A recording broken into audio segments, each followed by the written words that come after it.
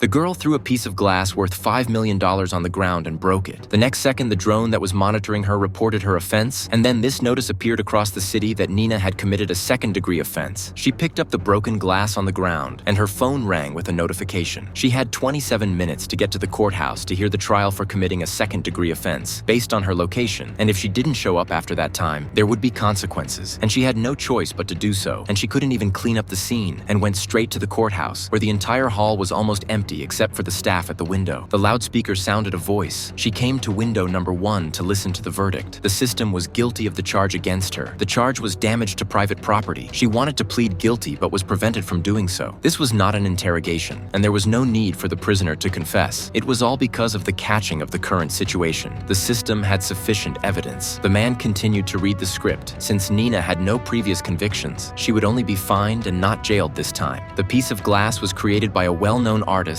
and had an estimated value of $5 million.